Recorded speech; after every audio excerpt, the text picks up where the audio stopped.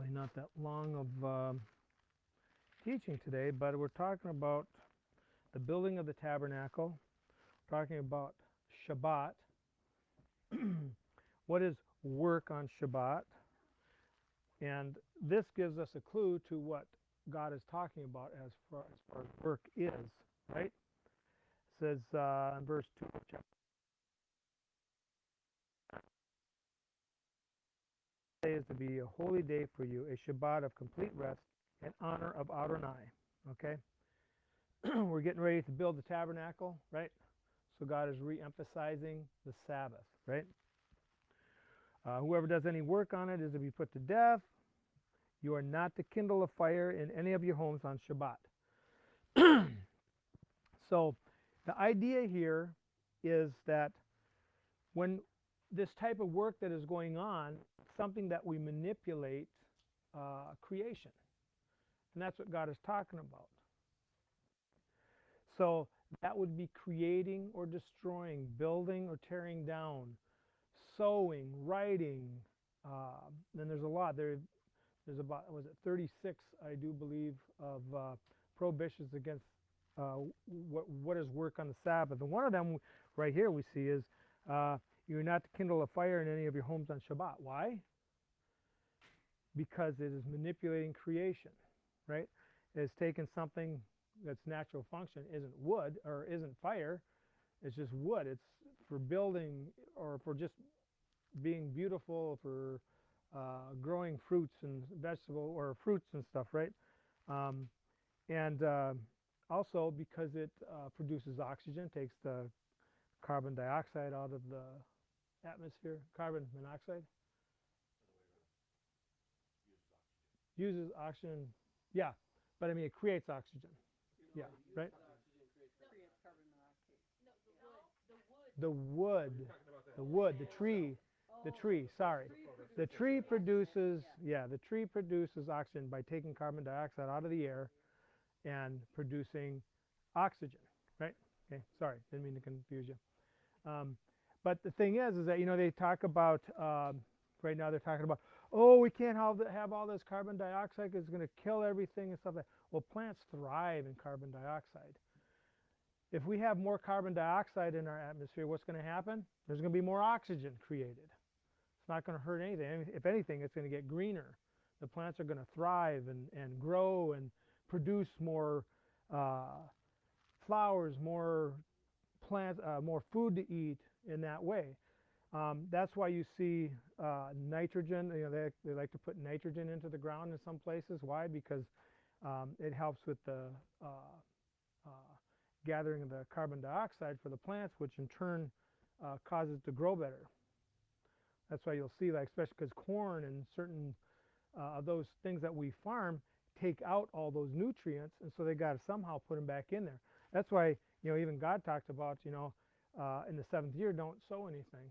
You know, let it go back to its own, replenish the nutrients that are in the earth, right, and let it grow. He also told us not to grow one certain plant alongside another type of plant. Why? Because they'll be fighting for the nutrients that each one needs. Sometimes there are different nutrients, and pretty soon you don't have anything in the ground, and your plants aren't going to grow. Your food, your wheat, your whatever, you know, like it talks about not planting wheat with oats or those type of things, because one needs one type of thing and we'll take it. And the other one needs another type, but it doesn't leave anything for it to grow, and so it causes it to die. And that's the other reason why God says, tells us not to marry those who are different, that believe in different things than we do. You know, that aren't, yeah, unequally yoked is what Yeshua called it. But it's because if we marry a pagan, what's going to happen? They're going to bring in pagan, give us pagan ideas, because you're going to want to please them, right? So you're going to, just like what happened with King Solomon, he married these. They were treaty marriages, okay, but he wanted to please them, so pretty soon he began building pagan temples for them in Jerusalem and different sites like that for them. Why? Because he wanted to please them. right? And pretty soon, and that's what God said, that if you do that, their daughters are gonna take your men, your sons, and cause them to worship the idols, or your daughters are going to be married into that, and they're going to, of course, go with that because they're their daughters. They're going to have to do what their husbands are doing in that way. And so God said, don't marry them. Don't, as Yeshua said, don't be unequally yoked, right? Don't marry someone who's not a believer, who doesn't keep Torah, who, all these different things. So we need to be in that. But anyways, the Sabbath, the Shabbat, so we don't create a fire on Shabbat. And so then God goes through all these different things of what he's asking for people to give. He's put it in their hearts. He doesn't make them. He's not making them. He's put it in their hearts. It's up to them to decide on whether they want to give. But he doesn't, as we learned in the last week's Torah portion, he wants people who are willing to give. He doesn't want anybody who's not willing to give. They're going to miss out on a blessing, but that's their choice. He wants those who are willing to give, and give for the right reason. You know, too many people give these days to religious organizations and other things just so they can write off their money, you know, for the tax. And that's the wrong idea. It should not be that way. It should never be that way. And the church also preaches that the tithe is, they Yeah. force that, part of this replacement theology. Yeah.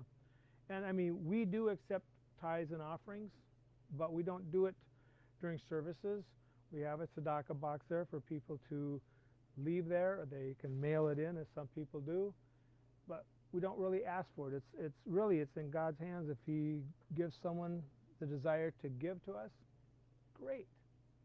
I'm not one who's going to go out and tell people, or even do a sermon on tithes and offerings, because it's not up to me. That's up to God. You know, as it says, a workman is worth his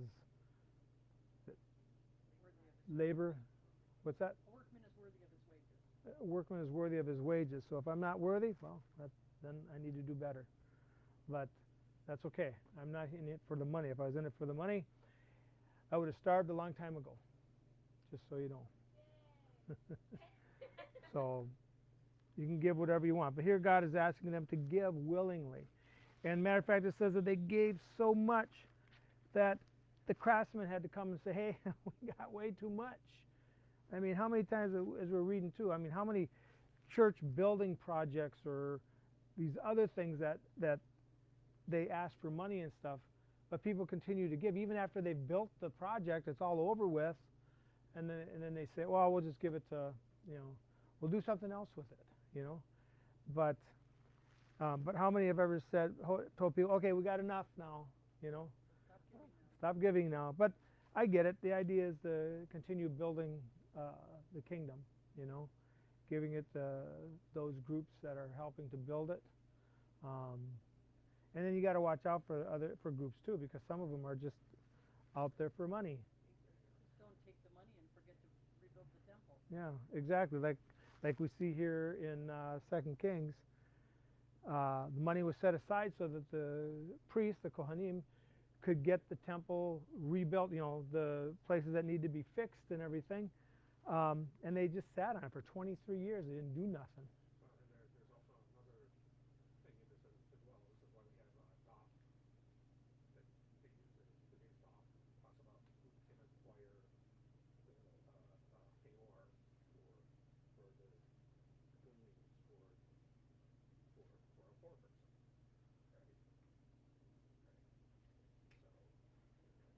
Right. So also there's that thing, and you know, say, workers worth their wages. We're not supposed to do in the fields. We're supposed to Leave the corners of the fields and don't go back and pick up what's fallen. Leave it for the poor people. And the poor people still got to work. They still got to go get it. You know, it's not like, oh, thank you, you know, and go waste it on tattoos in the car and expensive cell phone and stuff like that. You know, that's not what it's meant for. It's to go out. You do your work. You don't work, you don't eat, and that's the way it should be. You know, there's many ways. Even in our country today, the government has kind of taken over and made it impossible for a lot of organizations that used to help feed the poor, help the poor get job skills and stuff like that. They've taken that away and made it that you have to do it through the government. Huh? Close down thousands. Closed down thousands of kitchens for soup kitchens and stuff because the government wants to do it, but what has the government done? Nothing. The big thing is that they don't teach people. Yeah, they don't, exactly. They don't teach people work ethics. They don't, I mean, you can see right as it's going right now, even kids in school aren't learning it, and they get a job and they go to work, and all they do is sit on their butts. Oh, I don't want to do this. Isn't what I, on their phone, exactly. Zombies. Yeah, working at Subway, not wanting to make subs. Well, I didn't hire on for this. I mean, yeah. Working at Norfolk and not wanting to make subs. Yeah, yeah, right. But you hear it so many times. I've heard it so many times too that, well, I didn't get this. I didn't hire on to do this stuff, but that's what the job is. Yeah, it's not my job, and it is. But you got people that are like that. But anyways, so as we get back to this, we see that God has blessed Bezalel and Holiab with mighty wisdom that and knowledge and understanding of the way things are to make this stuff, this technology he gave that was not part of any other group of people, to build these things to the way God wanted. This was knowledge from God on how to build this tabernacle, a tent for God to dwell with his people while they're in the wilderness, right? Which is a picture of what God wants to eventually do with us in the world to come. We'll have a piece of it in the Messianic era when Yeshua is here as the prince, and we'll have a high priest, and he will provide all the offerings on the festivals for the people to offer up to God. Okay? But in the meantime, he has blessed these guys, and according to Jewish tradition, they were only about 13 years old, bar mitzvah age, that God gave them this technology, these wisdom, this knowledge, this understanding of this stuff, and also the ability to teach others. But he also does say that he also gave it to some of the other craftsmen and stuff of what they needed to build, so they got some of that as well. You know, so God doesn't just pour it out on one person. He pours out on all the people that are needed, because as we see, when we build the tabernacle, it's all one piece. Eventually, it's just all one piece. Everything works together, right? And that's a picture of God's people, what we're supposed to be like, what Paul was referring to as the body of Messiah. There's different parts, but we all work together for the same goal, right? And part of this goal is, God's middle school? Yeah, 13. Is to follow God's instructions. Here's instructions on how they are to build the tabernacle.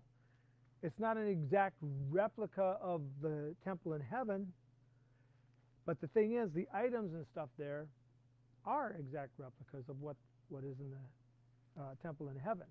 And that's what God has shown Moses. God has shown Moses how these things are to be built, so he knows when he looks at it, yep, that's right. Or he can look at it and say, nope, redo it. No, that's not how you're supposed to do it. You know, I don't think he had that problem though, because God had given these guys this knowledge, this understanding, and the work ethic to do it. But here's the thing: they didn't do any work on the Sabbath. So Friday night to Saturday night, they didn't do any work on the tabernacle. None at all. Why? Because they were manipulating nature, right? Building, destroying, creating. It's, you know, all these different things that go into that. You know, that's why, you know, a lot of people think it's funny when, you know, the Orthodox talk about you don't spit on the ground, right? On the Sabbath, you don't spit, right? Because you then are making mud. Okay, I know a lot of people think it's funny, but you're manipulating nature in that sense. You know, I don't think God's going to hold us to exactly that. I'm just saying, though, that a lot of people think it's funny or really legalistic. Well, the thing is that their heart's desire is correct. They want to keep the Sabbath, right? Keep the Sabbath. Observe the Sabbath, right? We've got there in Exodus and in Deuteronomy, one says keep the Sabbath, one says remember the Sabbath or observe the Sabbath, right? Remember the Sabbath, observe the Sabbath. And so God has given these things, but we don't know what work is until we understand this part about building the tabernacle. Okay? So on it, it would go with writing, drawing, building, destroying, creating, all these different things that go into building the tabernacle, right? Manipulating nature, no, what do you call it? Taking the strings and putting them on a weaving and all these different things, right? And no coloring the yarn and all this on the Sabbath. It's a Sabbath. It's time for rest, right? And even to the point of your sons and daughters, your male and female servants, and your animals. Now, of course, we know that in cases where you have milk cows and stuff, or even milk goats, they're to produce milk. You're not going to leave them on the day, allow them to suffer. So you're going to have to go out there, and they need food too. So there's nothing wrong with that. You're feeding them, and you're gathering the milk from them, because if you don't, they're suffering. And Sabbath is supposed to be a joy, right? The milk will be bad. They get mastitis. They get all kinds of different things, right?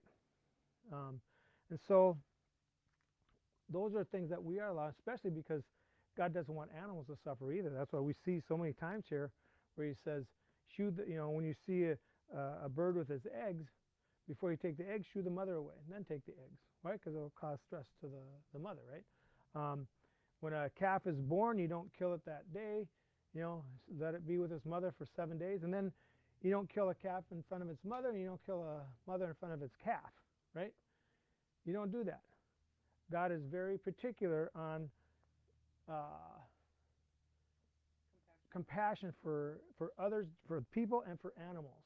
We don't torture animals.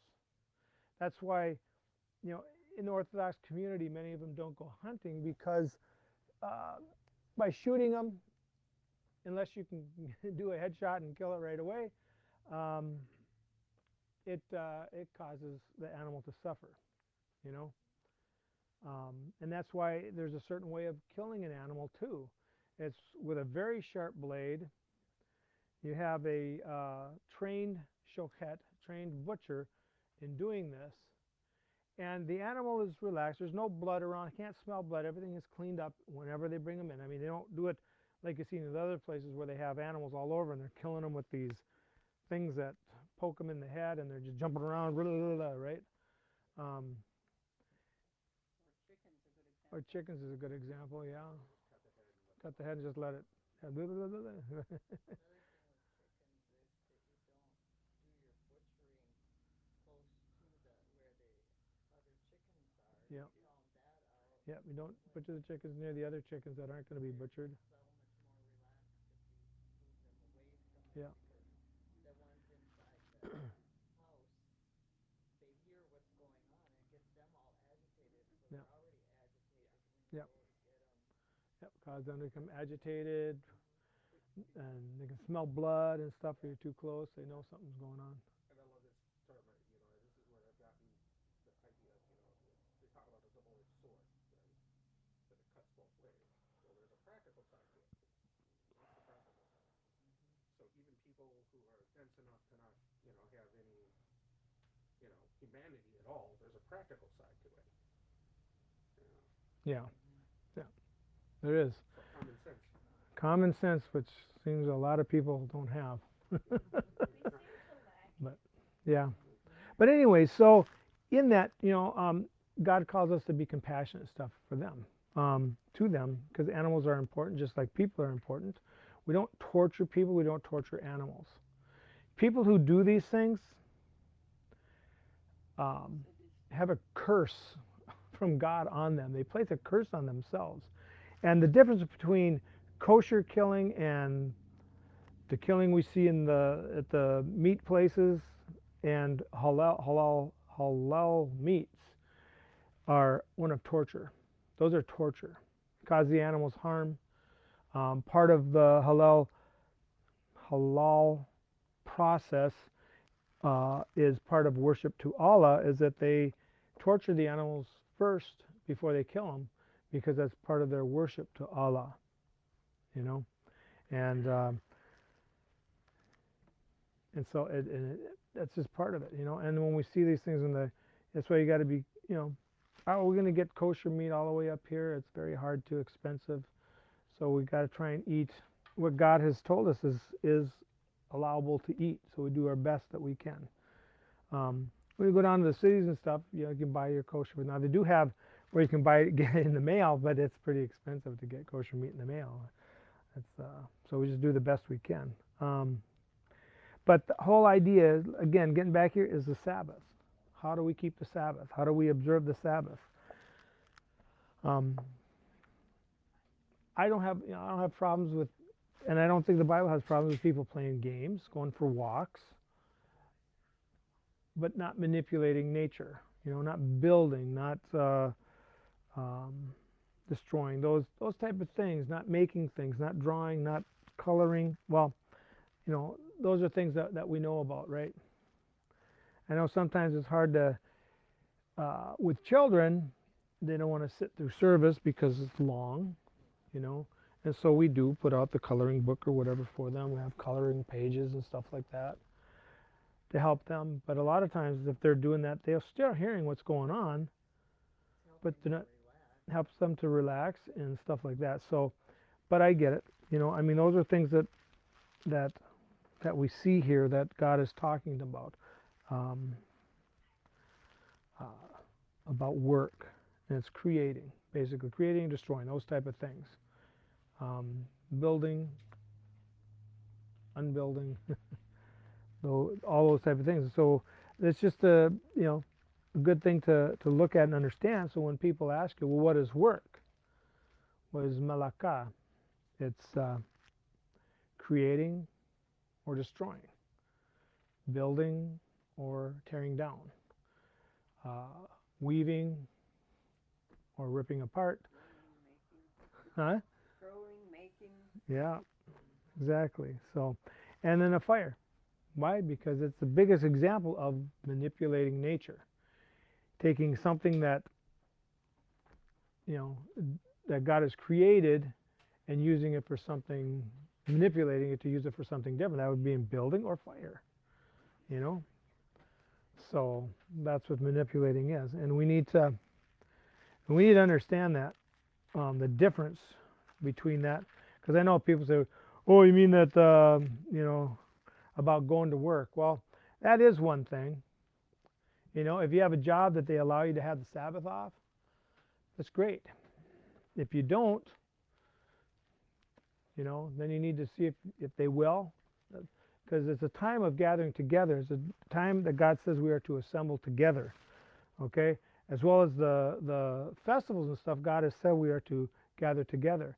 And I hear so many people, I've seen and talked to people that they say, oh, you know, God never said we had to get together, so I'll do it in my house with my family. That's it.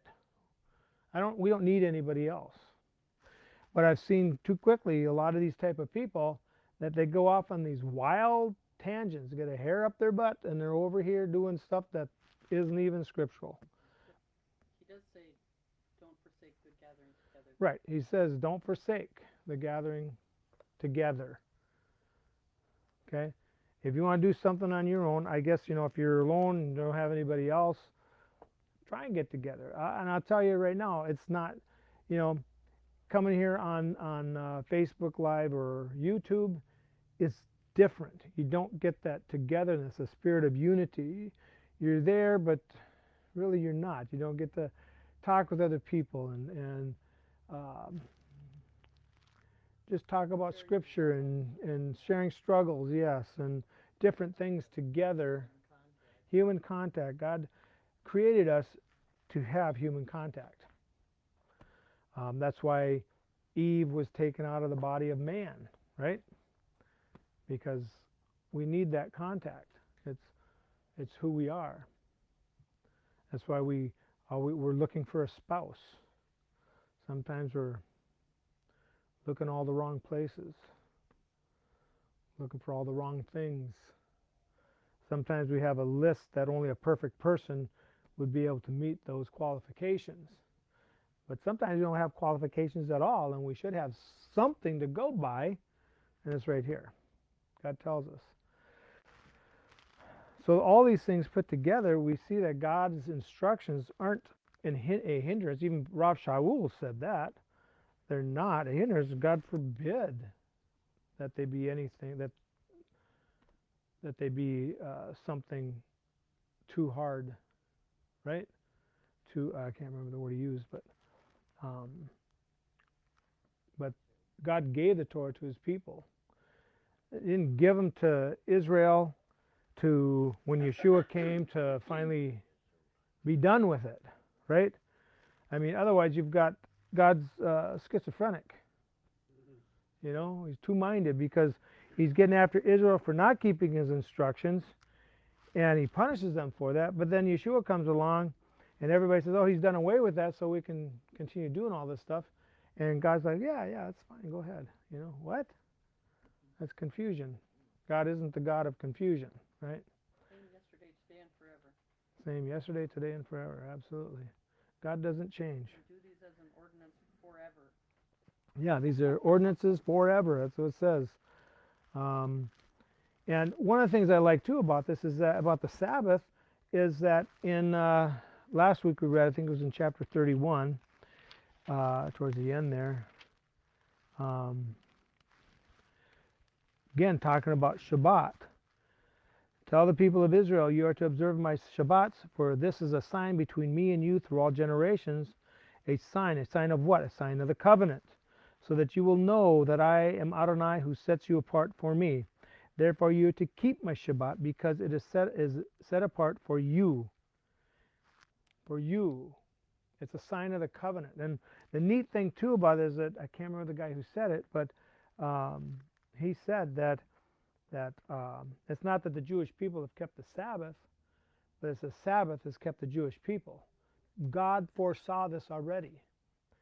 And when I hear people say that, you know, their anti-Semitism, where they say, well, the Orthodox, you know, they're not God's people, or those type of things, but the Christians are. So why would them keeping God's instructions to the best of their ability make them not God's people, when that's what God wants them to be doing? You know, and I'm not saying all Christians and stuff, whatever, but I've listened to so much from pastors and people who think they know all this stuff, you know, say, you know, I've heard them say, even when Yeshua comes, they're staying here and they're going to go through this stuff, and God's going to weed them out and, you know, kill them or whatever, you know. You still have churches and stuff that think that Hitler didn't go far enough, you know. And you still got people that are that way. Right now you're hearing it from the Hamas and the Hezbollah. You know, their groups really were established a long time ago under Hitler. Hitler used them to attack the Jews in Israel, to cause Britain to have to go in there and defend them, even though it was already a British mandate. But they caused a lot of problems for them even after World War II, and it caused the British a lot of problems, because the British got something up their butt and decided that these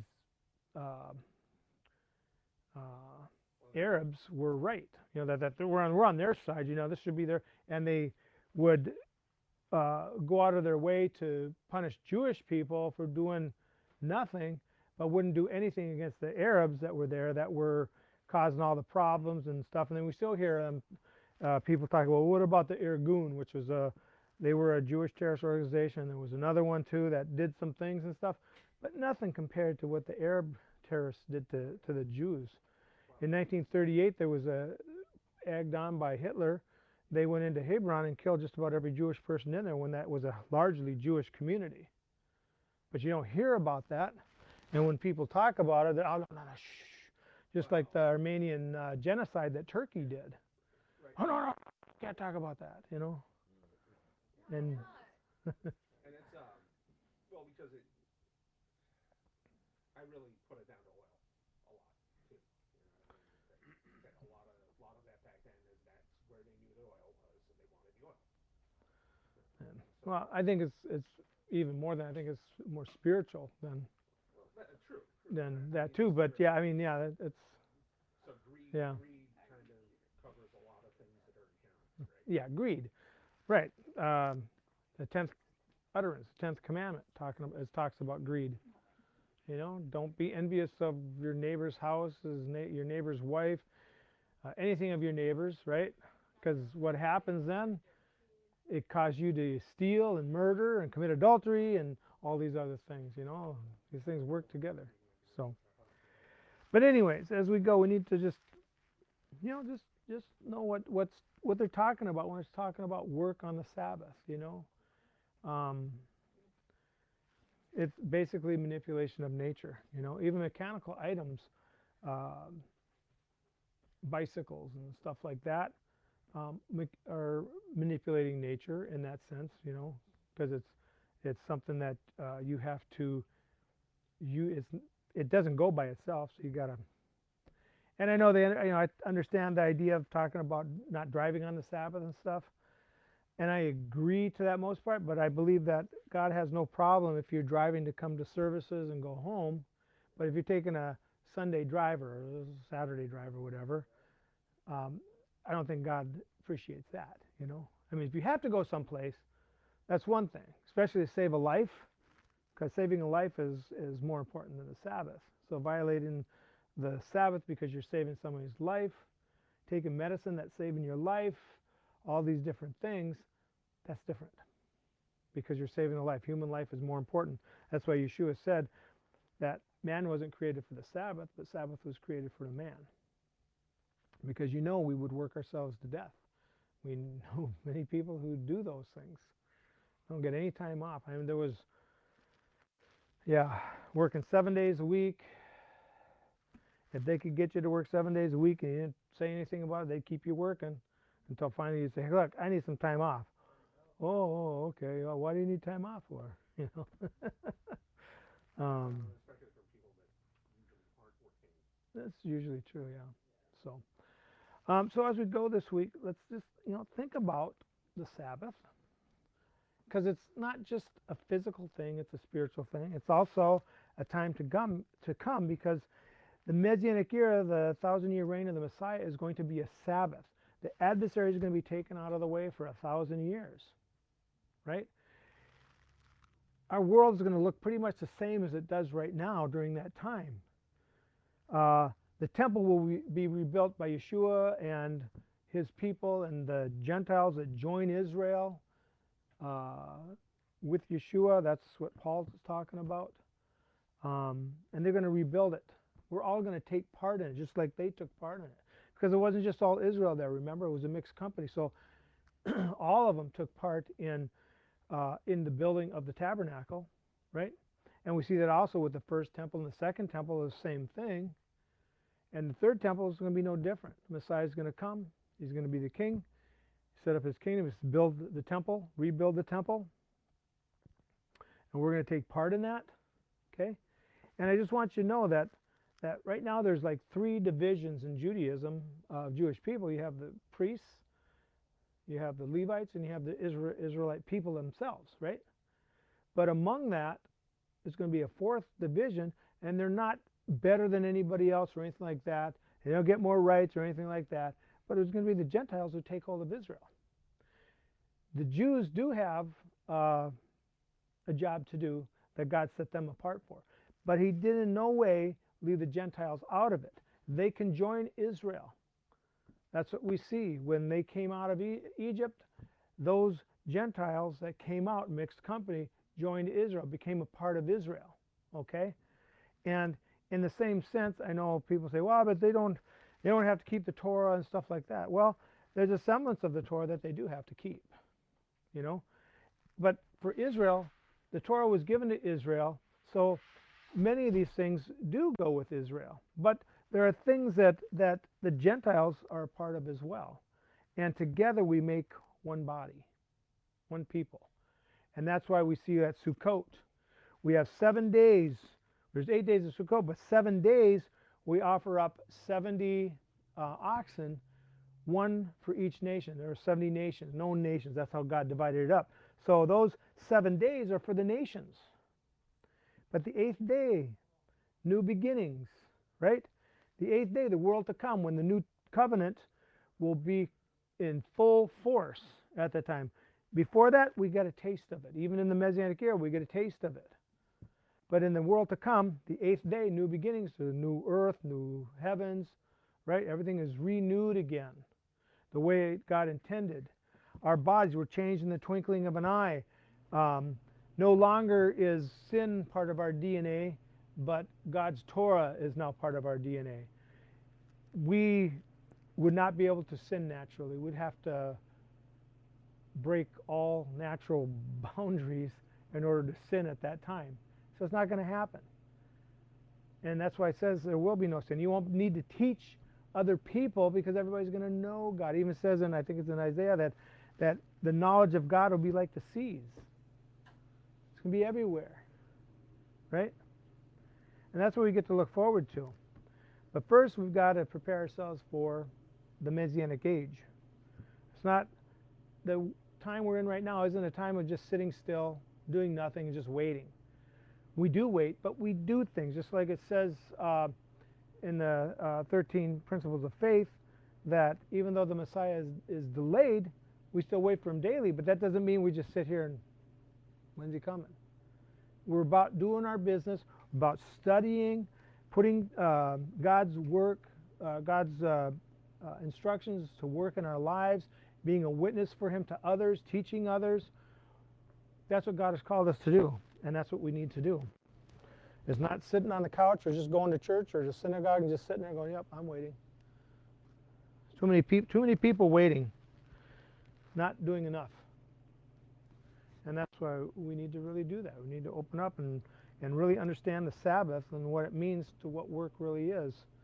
And that's a witness. God hasn't called us to go out to the street corner and yell. Never said that. Teach people. They went into the synagogues for services to do the synagogue service, and then they would be asked to come and, hey, you got a word for us today, just as Paul was going. You got a word for us today, and Paul would teach. And that's what we do today. That people see us as peculiar. We're at tzitzit, we're at kippah, some of us. We believe in modesty, right? All these different things. People are looking and they're noticing that type of stuff. And they're going, how many people ask me questions? And some people are like, I don't want to offend you. I just have a question for you. And I'm like, go ahead. It doesn't offend me. I like it when people ask questions, But that doesn't mean we go into work and we tell everybody about Yeshua. Because that's somebody else's time. If you're going to tell about Yeshua, you should live it. Right? They're going to see it. And then they can ask questions. And when it's your time, you can talk about it. If they ask questions during work, just say, something real quick, and then talk to them after break time or whatever, right? Or after work. Get together. That's the best thing to do, is get together and talk. And don't assume anything. Know what you're talking about, right? That's why we need to study. And it's not just reading, it's digging into the words, I mean, just take the names of the first 10 people in Genesis, 10 men. There's a story there. The first 10 letters of Genesis is a story there. But you got to dig deep. You got to look. What does the Hebrew mean? What is it talking about? All these things. But so many people just accept what's being said. They don't make it their own. Well, so-and-so said. That's why Yeshua didn't say, so-and-so said. He said, I say. Or, this is how it is. Because it's his. And it should be ours. That's what God says. The things that are revealed are for us and for kings, right? But the things that are hidden are for God. He'll reveal them to us when it's needed, when we need to know. You know, it's like that saying. It's a need to know. You don't need to know. Right? But God will reveal it to us, just like He told Daniel. And basically, I'm sure that's what He said to Daniel. We got all this stuff, but they don't need to know right now. So shut it up for now, and then it'll be known. And that's what we're learning too. So the Sabbath is the same way. You know, we got to understand the Sabbath in order for us to be able to observe it correctly and stuff like that. And I don't, like I said, I don't believe God has a problem with people driving to gather together on the Sabbath in one spirit, right? Together. I think Yeshua would have probably, and even the rabbis would probably agree with that in that sense. I mean, if that's why the ultimate thing to do is to live in a community where you don't have to, but when you can't, when you live up in a place like this, where people are many different places, you're not going to do it at home. Watching it on video and stuff, it's still not the same, but you know, I mean, some people are far away. You got people in Canada, Montana, New York, Arizona, Turkey, Israel, different places that people watch this. They can't be here with us, but if you can get with you know, somebody to fellowship with, that's even more ideal. And that's why, you know, we build up congregations not for money, not for numbers, but for fellowship and teaching, because there's always somebody new coming in, and they need to know too. They want to. That's why they're here. They're here to learn. They're here to find out about this stuff, and we should always be. Rebbe Nachman, I mean, no, not Rebbe Nachman. I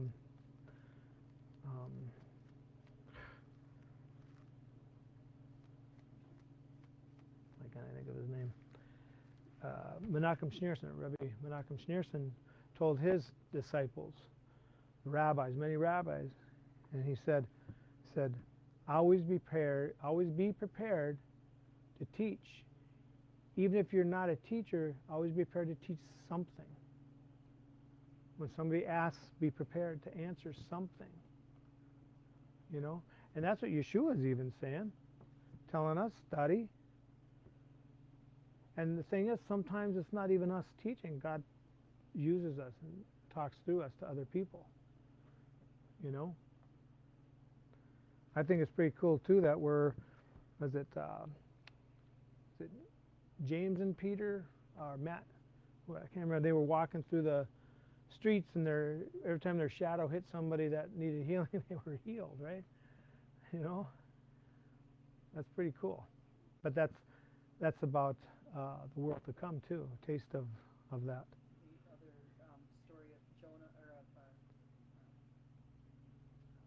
Daniel in the lion's den, and somebody, a different prophet, was away, and God came to him and said, "Go bring Daniel some food. He's in the lion's den." And he says, "I don't know where that's at."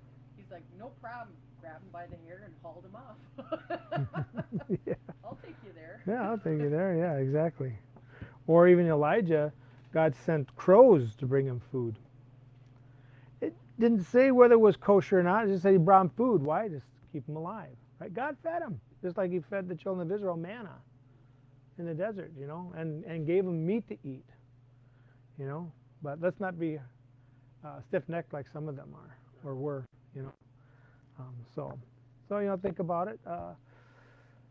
It's more than just reading, right? It's walking. It's a walk, right? Our relationship with God in Messianic Judaism and in Judaism itself is a lifestyle. Just in the light, it's dark. Yeah, we're a light in the darkness, you know. God be the light at your feet. Yeah, to show us our path which we need to walk. Yeah, it's all there. So, all right. So let's. So as we go this week, be thinking about those things. We'll page 586 for the priestly blessing. Oops. Bow your heads.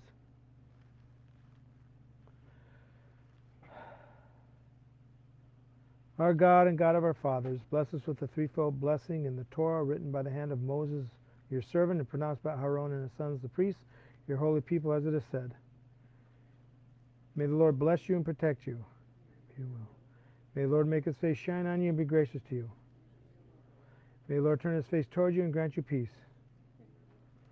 Yevarechecha Adonai v'yishmerecha. Ya'er Adonai panav elecha v'yichunecha. Yisa Adonai panav elecha v'yasem lecha. Shalom. Go in peace. Have a great rest of Sabbath, a great week this week. Torah Club study on Tuesday at 7, and God's Appointed Times study on Wednesday at 7. We've got Purim coming up on the 23rd, I do believe. It'll be a Saturday night. So after Sabbath, we'll get together Saturday night to do the Purim service, reading of the Megillah of Esther, eat, make lots of noise, that type of stuff. So, and then we've got Passover coming up towards the end of April. We've got Sally Klein O'Connor coming on the 12th, which is a Friday. And as I get more information, I'll let everybody know. And then in May 26th, I do believe it is, David and Rivka Costello from Chicago will be here to do some teaching. It's a Sunday. There'll also be Lagwa Omer, so Saturday night the 25th, we'll have a bonfire out here, a cookout and everything for that. And then Sunday we'll have a day of teaching and stuff. So be thinking about that. And I think that's it, right? We got